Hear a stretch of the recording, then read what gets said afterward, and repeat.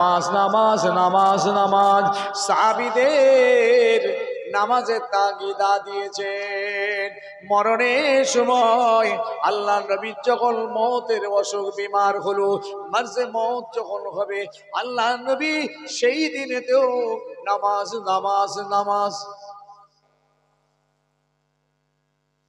আপনারা ভুলে গেলেন নাকি দয়ার নবী রাহমাতাল লিল আলামিন নবী ইন্তেকাল হয়ে যাওয়ার আগে আম্মা জান আয়েশা সিদ্দিকা রাদিয়াল্লাহু তাআলা আনহুকে বলেছিলেন, ও বিবি আয়েশা, বড় শরীরটা বড় খারাপ, কি হবে? মসজিদে নববীতে তো যেতে হয়, আমার সাহাবীরা কি নামাজ পড়ে নিয়েছেন? জিজ্ঞেস করছেন। আম্মা জান আয়েশা সিদ্দিকা রাদিয়াল্লাহু তাআলা আনহা বলেছিলেন, ইয়া রাসূলুল্লাহ, কেউ নামাজ আদায় করছেন না, আপনি যাবেন, ইমামতি করবেন, আপনার পিছনে ইক্তেদা করবে, এই জন্যে আপনার অপেক্ষায় রয়েছে। ও আয়েশা, দেরি করো না, পানি দাও পানি দাও, উযু বানাবেন, উযু বানালেন, উঠতে যাবেন, বেহুশ হয়ে গেলেন। সফরের 28 তারিখ থেকে রাসূলুল্লাহ শরীর খারাপ হলো। সফর মাসের 28, চাঁদের 28 তারিখ, ওদিকে দুদিন,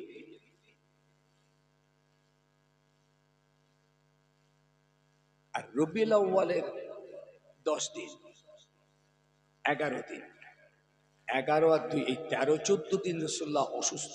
তার আগে ভালো হয়ে গেছিলেন, তারপরে দ্বিতীয়বার যখন পড়লেন, এই 13-14 দিন রাসূলুল্লাহ অসুস্থ হয়ে গেলেন। আম্মাজানদের ঘরে ঘরে ঘুরছেন, এই ঘর ওই ঘর, ওই ঘর, এই বিবি ওই বিবি, এই বিবি, সব বাড়ি করে আসছেন। কিন্তু হুজুরের জ্বর, প্রচন্ড টেম্পারেচার, সবাইয়ের ঘরেতে তিনি অসুস্থ। এরকম করতে করতে আম্মাজান আয়েশার ঘরে চলে এলেন, ওনার ঘরে পালা, উনি এসে ওইখানে থাকলেন। আম্মাজানের ঘরে যখন উনি চলে এলেন, তখনও শরীর খুব খারাপ।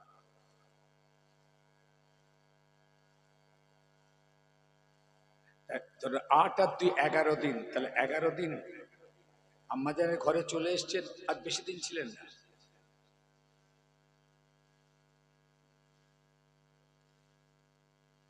সমস্ত আম্মাজানদের ডাকলেন, ডেকে বলে, ও আমার বিবি সাহেবানেরা, আমার শরীর বড় দুর্বল, বড় কমজোর, আমি তোমাদের ঘরে ঘরে ঘরে আর যেতে পারবো না, আমি উঠতে পারি না, চলতে পারছি না, কমজোর হয়ে গেছি, তোমরা আমাকে ক্ষমা করো। যদি তোমরা মনে করো, যদি অনুমতি দাও, তোমাদের ছোট বোন আয়েশার ঘরে আমি থাকি। হুজুর অনুমতি দিচ্ছেন অন্যান্য বিবিদের কাছে, খালি রসুল মুখে বলেননি, প্র্যাকটিক্যাল। স্ত্রীদের হক স্বামীর উপরে যেমন, ঠিক স্বামীর হক স্ত্রীর উপরে ঠিক তেমনই, এক বিন্দু কম বেশি নেই। খালি আল্লাহ পুরুষদেরকে স্ত্রীদের উপরে কর্তৃত্ব দিয়েছেন, আর রিজালু কাওয়ামুনা আলান নিসা, পুরুষদেরকে মেয়েদের উপরে সরদারি দিয়েছেন, এইটুকু স্পেশাল পুরুষের জন্য। বাকি স্ত্রীর প্রতি স্বামীর, স্বামীর প্রতি স্ত্রীর সমান অধিকার। আপনাকে যেমন তালাক দেওয়ার অধিকার দেওয়া হয়েছে, তেমন স্ত্রীদেরও তালাক নেওয়ার অধিকার দেওয়া, জানেন? খালি আপনি ভাবছেন আমি হ্যাজব্যান্ড, একবারই 3খানা বলে কভার করে দেবো, দেখবি দেবো, কি টেম্পার গো, কি টেম্পার, অত ছাড়া কোথায় যায়। বলছে আমি হ্যাজব্যান্ড, আমার পায়ের তলায় তোর জান্নাত। জানে না মেয়েদের পারমিশন আছে, অধিকার দেওয়া হয়েছে, কোন স্ত্রী চাইলে তালাক নিয়ে নিতে পারে, জানেন তো? মনে আছে নাকি না জানেন? স্ত্রী তালাক নিয়ে নিতে পারে, পুরুষ তাকে তালাক দেওয়ার অধিকার দিয়ে রাখবে, এরকম একটা মর্মে শর্ত আছে, ওগুলো আমাকে তালাক দিয়ে দাও, আমি তোমার পক্ষ থেকে আমার নিজের উপরে আমি 3 তালাক দিলাম।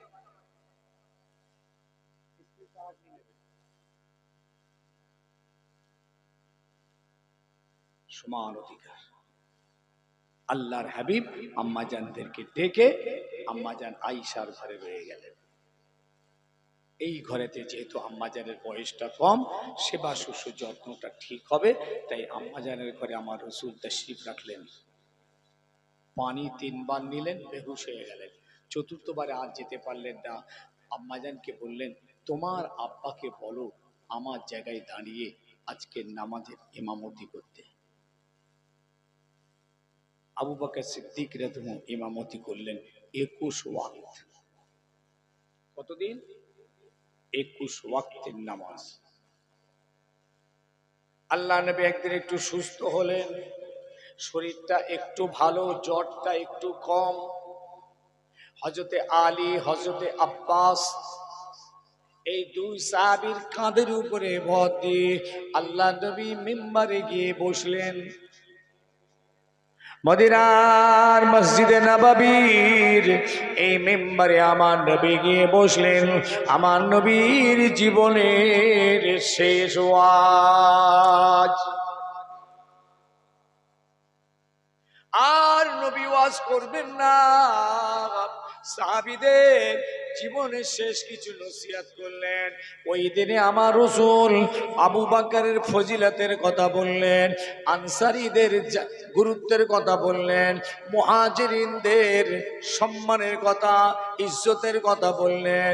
এইভাবে অনেক কথা আল্লাহর হাবিব বলেছিলেন। আমার সাহাবীরা আর দেখা হতো নাও হতে পারে, আল্লাহ পাক তার একটা বান্দাকে অনুমতি দিয়েছেন। আল্লাহ পাক তার বান্দাকে অনুমতি দিয়েছেন, সেই বান্দা যদি চায় আল্লাহর দিদারে আসতে পারে, আর যদি সে পৃথিবীতে থাকতে চায় থাকতে পারে। ওই বান্দাটা আল্লাহর দিদার চেয়ে নিয়েছে। নবীদের ইচ্ছাই মওত হতো। আল্লাহ নবীর এখন মাতবু মওত হলো তাবে। নবীদের ইচ্ছার উপরে নবীদের মৃত্যু হতো। আজরাইল এলি মওত হতো না, ওটা নবীদের জন্য খাস। নবী যদি চায় মওত হবে, না চাইলে হবে না। আর আমাদের আজরাইলকে একটুখানি দাঁড়াতে বলতে পারবে? আজরাইল একটুখানি দাঁড়া, খালি খৈনিটা খেয়ে নি হবে? দাঁড়ালো আজরাইল, চলে তো যাবো, জম্মের খাও একবার খেয়ে নি, দাঁড়া হবে? রাসূল যদি বলে আজরাইল তুই চলে যা, আমি এখন মরবো না, চলে যা। এটা নবীদের স্পেশাল। তা আল্লাহ আমার হাবিবকে বললেন, নবী তুমি যদি চাও আর তোমার রবের দিদারে, তুমি দিদারে আসতে পারো, আর যদি তুমি থাকতে চাও থাকতে চাও। নবী দিদারটা চেয়ে নিয়েছে। নবী কোনটা চেয়েছে? দিদারটা। এই কথাটা মসজিদে নববীতে হুজুর বললেন, বলার সঙ্গে সঙ্গে অত সাহাবী বসে আছেন, আবু বকর সিদ্দিক কাঁদতে লাগলেন। উনি বুঝে ফেললেন যে ইনি আর কেউ নেই, আমাদের নবী। নবী তো কারো নাম বলেননি, নিজের কথাও বলেননি, খালি বলেন আল্লাহ তার একটা বান্দাকে অনুমতি দিয়েছেন। আল্লাহ নবী ফিরে এলেন। এটা ছিল বৃহস্পতিবার, শেষ ওয়াজ। ওয়াজ খতম, নবী ফিরে এলেন। আম্মা যারা আয়েশাকে বললেন, আয়েশা মালাম আজিদু আলাবা তুআবা আল্লাযী আকালতু বিখাইবারা ফাহাযা আমানুন ইনকিতাই বগরি মিন যালিকা সাম। ও আয়েশা, খাইবারের যুদ্ধের সময়তে একটা ইহুদি মেয়ে ছেলে আমাকে বকরির গোশতের সঙ্গে বিষ মাখিয়ে দিয়েছিল। ওই বিষ মাখানো গোশত খেয়ে আর আমি হজম করে নিয়েছিলাম। আজ আমার এত কষ্ট হচ্ছে, আমার মনে হচ্ছে ওই বিষের ক্রিয়া আমার সমস্ত রগ রেশাগুলোকে কেটে কেটে কেটে কেটে টুকরো টুকরো করে দিচ্ছে। ও আয়েশা, আমি আর বাঁচব না। বুখারী শরীফের হাদিস। বৃহস্পতিবার, মাঝখানে শুক্র শনি রোববার হলো সোমবার দিন ইন্তেকাল। 3 দিন কাটছে, হুজুরের খুব কঠিন পরিস্থিতি চলছে। আম্মা জান আয়েশা ফাতেমা তু জোহরা দাঁড়িয়ে আছেন। রাসূলুল্লাহ জীবনের বড় প্রাণ প্রিয় মেয়ে ছেলে। আল্লাহ নবীর অন্যান্য ছেলেরা ইন্তেকাল হয়েছেন, মেয়েগুলো দুনিয়া থেকে চলে গেছেন, একমাত্র ফাতেমা বেঁচে আছেন। আল্লাহ নবীর কাছে পৃথিবীর সব থেকে প্রিয় সম্পদ ফাতেমা ছিলেন। ও মা এদিকে আয়। ফাতেমা কাছে এলেন, আল্লাহর নবী কানে কানে কি যেন বললেন, মা ফাতেমা কাঁদতে লাগলেন। আবার ডাকলেন, এদিকে আয় মা। কানে কানে রাসূল কি বললেন, ফাতেমা হাসতে লাগলেন। একবার কাঁদলেন, একবার হাসলেন। আম্মা জান আয়েশা সিদ্দিকা পরে ফাতেমাকে জিজ্ঞেস করলেন, ও মা ফাতেমা, তোমার আব্বা জান তোমাকে কি বলেছিলেন তুমি অত কাঁদলে? আবার ডেকে কি বললেন তুমি হাসলে?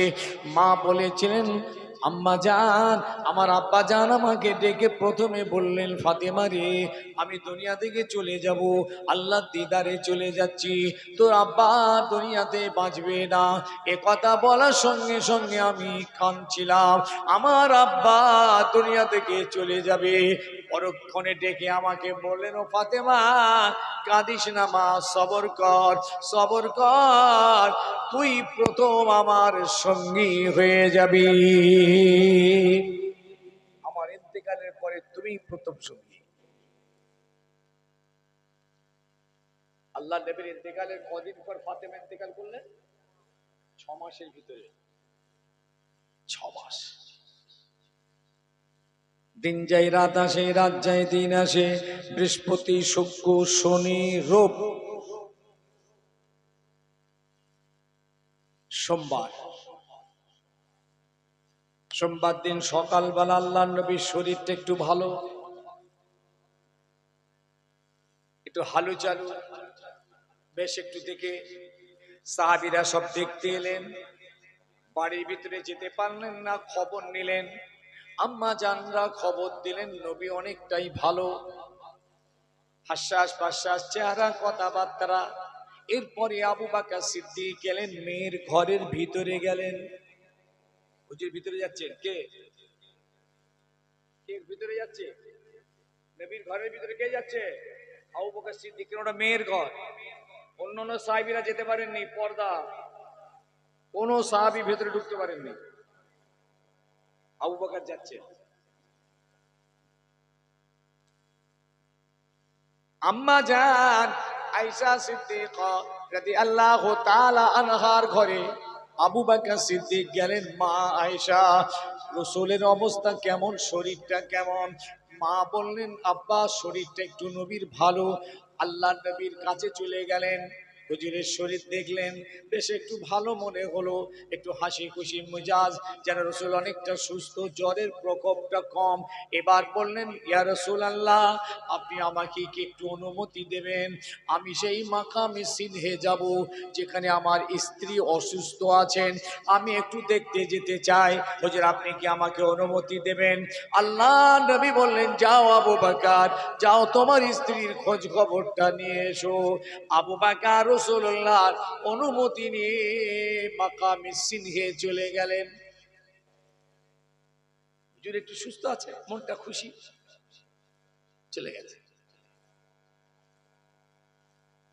আল্লাহ নবীর শরীরটা বাড়তে লাগলো, অসুস্থতা বাড়তে লাগলো, জ্বরের প্রকোপ বাড়তে লাগলো, নবীর কষ্ট হতে লাগলো। ও বাবাজি, সোমবার শবে সাদেকের সময় আল্লাহ নবী ইন্তেকাল। আবু বকর সিদ্দিক সেখানে সকালবেলা দেখে গেছেন, আর সন্ধ্যেবেলা পার হয়েই ফজর শবে সাদেকে হুজুর দুনিয়া থেকে চলে গেল। ইন্তেকালের সময়ে আল্লাহর নবীর এত সাকরাত হচ্ছিল বাবা, সাকরাত হয়, সাকরাত হয়, মওতের কষ্ট হয়। আল্লাহর নবী মাঝে মাঝে মাঝে মাঝে বলছিলেন, লা ইলাহা ইল্লাল্লাহ আন্না লিল মওতি সাকরাতুন, লা ইলাহা ইল্লাল্লাহ আন্না লিল মওতি সাকরাতুন, লা ইলাহা ইল্লাল্লাহ আন্না লিল মওতি সাকরাতুন। নবী পাকের এত মওতের সাদমা হচ্ছে। আম্মা জান আয়েশা বলছেন, পাশে একটা পেয়ালাতে পানি ছিল, আল্লাহ নবী ওই পেয়ালায় হাতটা ভিজিয়ে নিয়ে নিজের পেশানি মোবারকের উপরে বোলাতে লাগলেন আর বলতে লাগলেন, আল্লাহুম্মা আইনি আলা সাকরাতিল মউত, আল্লাহুম্মা আইনি আলা সাকরাতিল মউত। ও আল্লাহ, আপনার নবীকে সাকরাতে মউত থেকে আসান দিন।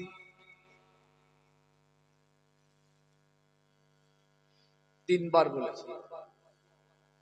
রাসূলের সাকরাত হচ্ছে, হে ঈমানদারেরা, রাসূলের মুহাব্বতের উম্মতেরা, আমাদের নবীর সাকরাত হচ্ছে।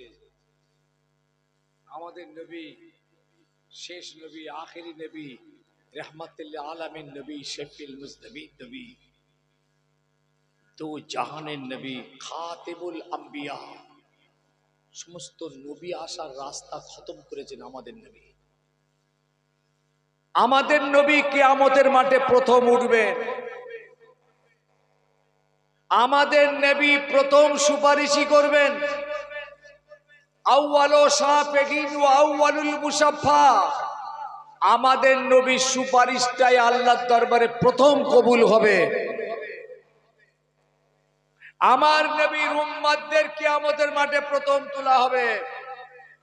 আমার নবীর উম্মতদের বিচার আগে হবে। আমার নবীর উম্মতদের কি আল্লাহ প্রথম জান্নাত দেবে। কি কপাল, কত বড় তাকদীর আমাদের, নসিব আমাদের। আল্লাহ আমাদের নবীর খাতিরে আল্লাহ আমাদের জন্য কত নিয়ামত দিয়েছে। হ্যাঁ,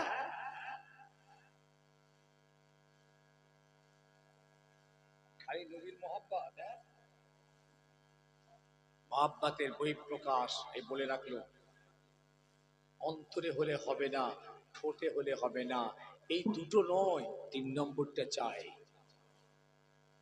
তিন নম্বরে সাহাবায়ে কিরামদের তিনটি, বুজুর্গানে দিনদের তিনটি, বড় বড় পীরানে তরিকতের ইমামদের তিনটি ছিল। অন্তরে ছিল, ঠোঁটে ছিল, প্র্যাকটিক্যাল ছিল।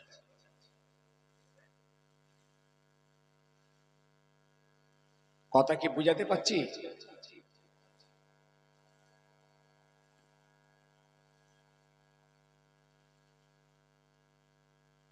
নবী পাক সাল্লাল্লাহু আলাইহি সাল্লাম মৃত্যু শয্যায় চলে আসছেন।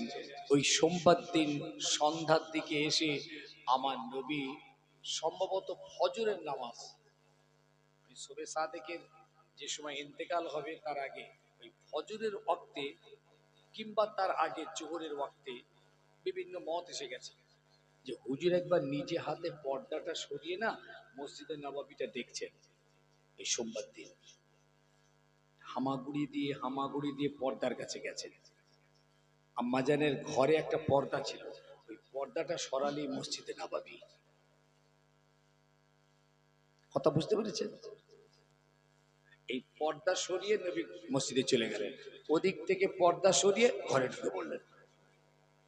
এইটুকু তফাৎ, একদম অ্যাটাচ। এখনো যে দেখবেন আল্লাহ নবীর কবরটা যে আছে সবুজ জালি দিয়ে ঘেরা, আর তার পাশেই তো আপনারা রিয়াজুল জান্নাতে বসেন, ওই তো মসজিদ, ওইখানে একটা গেট আছে, এখনো গেট আছে, ওই গেটটা খোলা পড়া হয়। হুজুর ঢুকে গেলেন। আসরের এবং ফজরের নামাজ পড়ে ইমাম সাহেবরা ডান দিকে ঘুরে, আল্লাহ নবী বাম দিকেও ঘুরতেন, ডান দিকেও ঘুরতেন, বাম দিকে ঘুরতেন। বাম দিকে ঘুরে দোয়া পড়ে আর টুক করে এমনি ঘরের মধ্যে চলে যেতেন পর্দাটা সরিয়ে। বুঝা গেল? হুজুর শেষ দেখছেন, দেখেন নামাজ, সাহাবীরা নামাজ পড়ে নিয়েছেন, খবর নিলেন, যেতে পারলেন না, আবু বকর গিয়ে পড়ালেন। তারপরে একদিন গিয়ে রসুল পৌঁছেছিলেন, রসুল গিয়ে আবু বকরের পাশে বসলেন, রসুল নামাজ পড়ালেন, আবু বকর সিদ্দিক মুকাব্বিরি করলেন, হুজুর বসে বসে নামাজ পড়ালেন। আর ইন্তেকালের দিন সোমবার নবী পর্দা সরিয়ে একবার দেখছেন। যেই পর্দাটা সরিয়েছে সাহাবায়ে কেরাম আনন্দিত হয়ে গেছে, আল্লাহ নবী আসবেন, আল্লাহ নবী আসবেন। হুড়োহুড়ি পড়ে গেছে। আবু বকর সিদ্দিক পিছু হটছেন, রাসূলুল্লাহ পর্দা সরিয়েছেন, কিন্তু নবী ইশারা করলেন, আবু বকর তুমি নামাজটা পড়িয়ে দাও। আল্লাহ নবীর দরওয়াজা বন্ধ করলেন, পর্দাটা বন্ধ করলেন, একটু মুচকে হেসেছিলেন। এই দৃশ্যটা দেখে আল্লাহ নবী সাহাবীরা নামাজে দাঁড়িয়ে গেছে কাতারে কাতারে কাতারে, কোনো বিভেদ দ্বন্দ্ব ইখতিলাফ নেই। আল্লাহ নামাজে মিল মোহাম্মদের সঙ্গে দাঁড়িয়ে গেছে। এই দৃশ্যটা দেখে আমার নবী এত খুশি হয়েছিলেন যে একবার মুচকে হেসে ফেললেন। আম্মাজান চলেন, আম্মাজানের কাছে ফিরে এলেন। আম্মাজান আয়েশা বলছেন রাসূলুল্লাহ ফিরে এলেন, এইখানে মাথাটা রাখলেন, এই জায়গায় মাথা রেখে মৌতের সাদমা সাকরাত শুরু হয়ে গেছে। পিয়ালার পানি নিয়ে মুখে বোলাচ্ছেন, আমি আয়েশা নবীর উপরে উপর হয়ে গেলাম, নবীর মুখ আমার মুখ, ঠোঁট এক হয়ে গেছে, নবীর চেহারা আমার চেহারা এক হয়ে গেছে। আমি দেখতে পাচ্ছি আমার নবীর কপালে মতির মতো ফোঁটা ফোঁটা ঘাম এসেছে। মনে রাখবেন, কোন মৃত্যু ব্যক্তির মতের যখন কষ্ট হয় ওই সময় কিছু কিছু দেখবেন ঘাম আসে, মত হয়ে যাওয়ার পরও দেখবেন ঘেমে গেছে। এই মরণটা বড়ই নেয়ামতি মরণ, এই মরণটা ইমানি মতের নমুনা। দেখবেন পরীক্ষা করে, সব লাশের হয় না, কিছু কিছু কিছু কিছু লাশ ঘেমে গেছে, এসব গা দিয়ে সব ঘাম ফলাই দিয়ে সব ঘাম এসে গেছে। এটা হচ্ছে ইমানি মওতের নমুনা। রাসূলুল্লাহ হয়েছিল এটা। আল্লাহ নবীর ঠোঁটটা আস্তে আস্তে লড়ছে। আম্মাজান আয়েশা বলছেন, আমার কানটা নবীর ঠোঁটে দিলাম, হুজুর কি বলছেন শুনবেন, হুজুর কি বলছেন শুনবেন।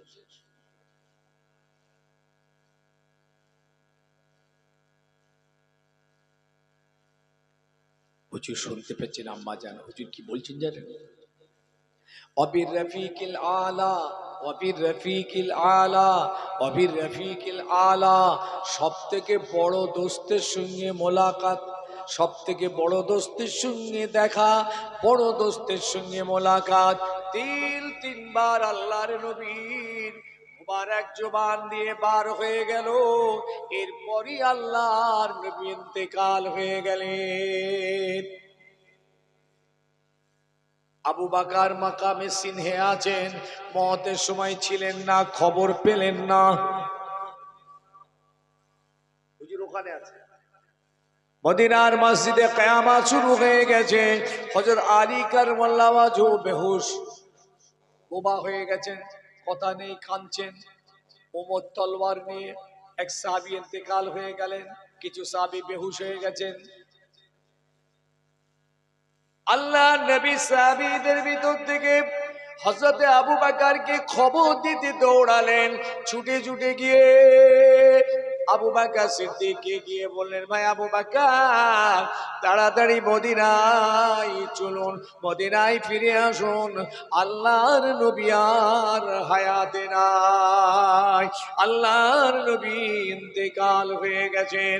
কথা শোনার সঙ্গে সঙ্গে আবু বকর এক লাফে ঘোড়ার উপরে উঠে ছুটে ছুটে ঘোড়া দিয়ে এসে মদিনার মসজিদে পৌঁছে গেলেন। ঘোড়াটাকে বেঁধে মসজিদে নববীতে ঢুকলেন। মসজিদে নববীতে ঢুকে দেখে এক সাহাবী ইন্তেকাল, আলী কাঁদছেন, একজন বেহুশ হয়েছেন, একজন আলী হযরতে ওমর তলোয়ার নিয়ে ঘুরছেন। আমার আবু বকর ওমরকে বোঝাতে গেলেন, বুঝতে চাইলেন না। হুজুর নিজের মেয়ের ঘরের ভিতরে ঢুকছেন, আম্মা জানের ঘরে ঢুকছেন আবু বকর সিদ্দিক। فدخل على بيت عائشة فتيمم على رسول الله صلى الله عليه وسلم وهو مغشي بثوبه برة فكشف عن وجهه وأقب عليه فقبله وبكى। আল্লাহর নবীর পাগল সাহাবী আবু বকর সিদ্দিক জীবনের প্রথম সঙ্গী, গারে সুরের সঙ্গী, হিজরতের সঙ্গী। আল্লাহর নবী ছাড়া আবু বকর কিছুই বুঝতেন না। সেই আবু বকর ইন্তেকালের সময় থাকতে পারেননি। গুটি গুটি পায়ে আস্তে আস্তে সম্মানের সঙ্গে এগিয়ে গিয়ে দেখে আল্লাহর নবীকে ইয়ামান দেশের একটা দূরে দূরে দাগ কাটা সবুজ রঙের চাদর চাপা দেয়া রয়েছে।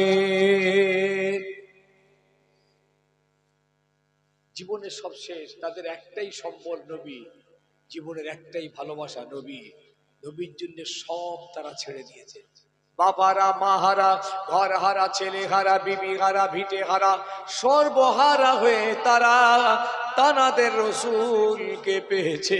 রসুলকে পেতে গিয়ে সব হারা হয়ে গিয়েছে। তারা রসুলকে পেতে গিয়ে মার খেয়েছে, চাবুক খেয়েছে, হাতে পায়ে দড়ি পড়েছে, উত্তপ্ত বাড়ির উপরে শুয়েছে, আগুনের ছ্যাঁকা খেয়েছে।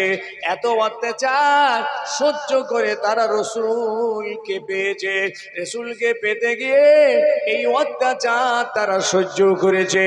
আল্লাহ নবীর নুরানি চেহারাটা দেখে দেখে দেখে সব তাদের নিবারণ হয়ে গিয়েছে।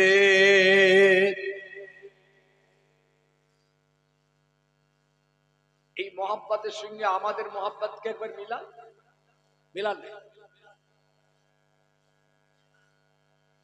মিলান আমরা তো নবীকে মহাব্বত, কিন্তু আমাদেরও নবী তানাদেরও নবী ছিলেন। মিলান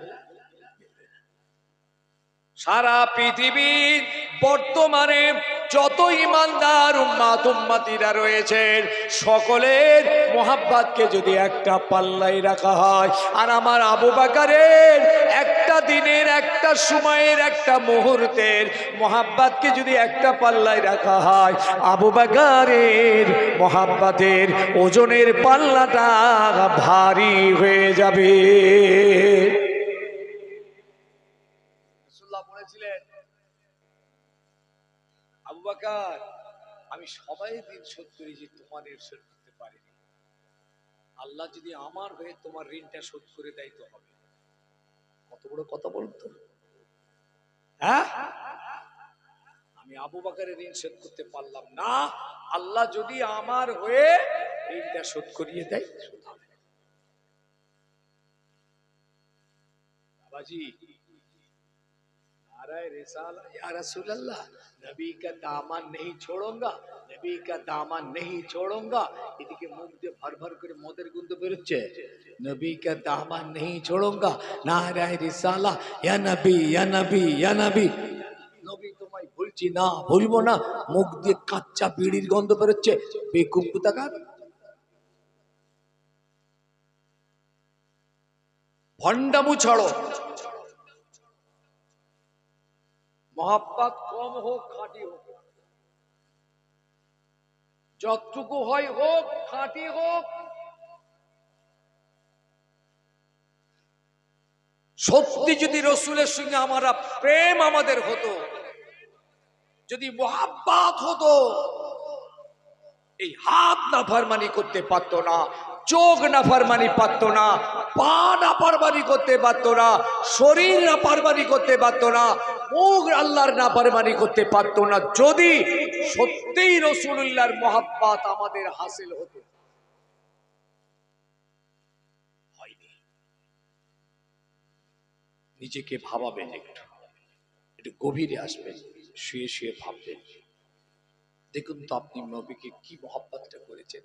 একটা মানুষের সঙ্গে প্রেম করা গেল না, বাপের মহব্বত হলো, মায়ের হলো, ছেলের হলো, বিবির হলো, স্বামীর হলো, সব মহব্বত আমাদের হলো, কিন্তু কই নবীর মহব্বতটা হলো না।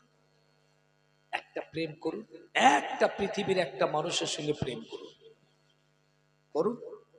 সত্যি যদি প্রেম আমাদের হতো, একটা নাফরমানি আমাদের দ্বারাই হতো না। মনে রাখবেন, ওই যা মহাব্বত আছে ওই আছে, ওই ওই ওই রকম আমরা পারিনি, পারলাম না। নবীর সঙ্গে একটা দিদারই হলো না, একবার স্বপ্নে হলো না। আল্লাহ নবী বলেছিলেন, মান রাআনি রাআল হাক্কা, এই কোথায় গেল সব? জানো সব তাবারে গুলো দিয়ে রাখো না, সেটা কোন কোথায় আছে তার ভিতরে। মান রানি রাল হাক্কা, রাসূল বললেন যারা আমাকে দেখলো হক দেখলো, যারা আমাকে দেখে স্বপ্নে, যারা আমাকে দেখলো, ওয়াজাবাত লাহু শাফাতি, আমার জন্য তাদের সুপারিশটা ওয়াজিব হয়ে যাবে। যারা আমি রাসূলকে দেখবে আমার জন্য তাদের সুপারিশটা ওয়াজিব হয়ে যাবে। তিনবার আলহামদুলিল্লাহ শরীফ পড়েন, তিনবার কুল আল্লাহ শরীফ, তিনবার দরুদ শরীফ, দোয়া হবে। এতগুলো হুজুর ওয়াজ করে গেল, চা তুলুনি।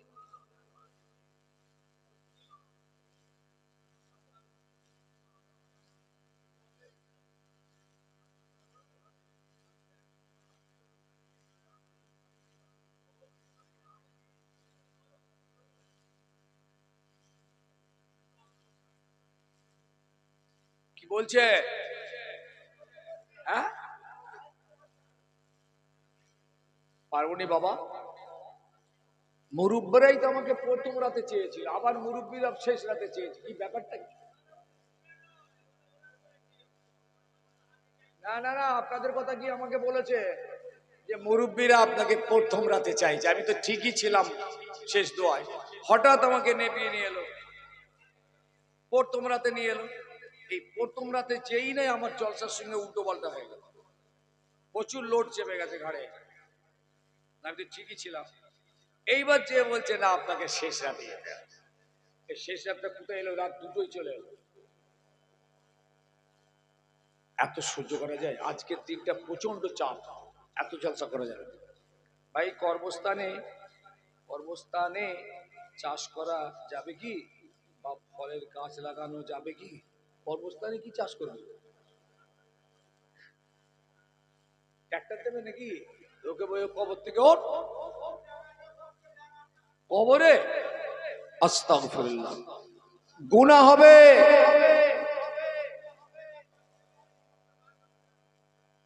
করা যাবে না। কর্মস্থান ঘিরতে হয়, কর্মস্থানে যত্ন নিতে হয়, কর্মস্থানে মাটি ফেলতে হয়, কি বনবালা কেটে গাছ কিছু পরিষ্কার রাখতে হয়। কর্মস্থানে চাষ হচ্ছে, ওই ফসল খেয়ে হজম হচ্ছে? চলবে না ভাই, চলবে না। এ কাজ করবেন না, খোদা না খাস্তা কোনো বদদোয়ায় পড়ে যাবেন।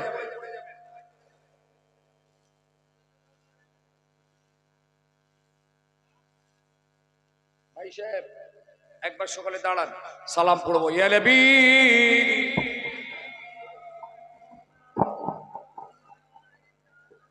ইয়া রাসূল, সালামুন আলাইকা, ইয়া হাবিব সালাম।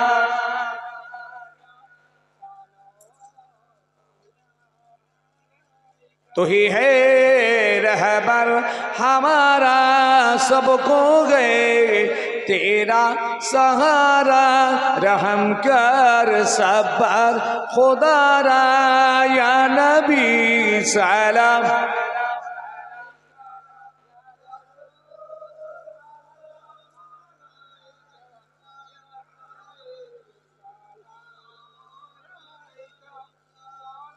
तुमको गो रफात मुबारक, तुमको गो हशमत मुबारक, तुमको गो अजमत मुबारक, तुमको गो उम्मत मुबारक, या नबी सलाम।